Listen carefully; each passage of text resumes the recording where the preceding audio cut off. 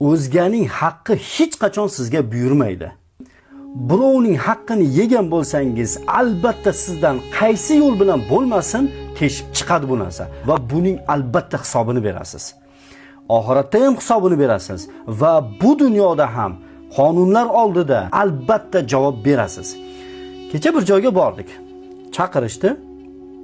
O'sha yerda bir inson o'tiribdi. Hech kimga gap bermayapti.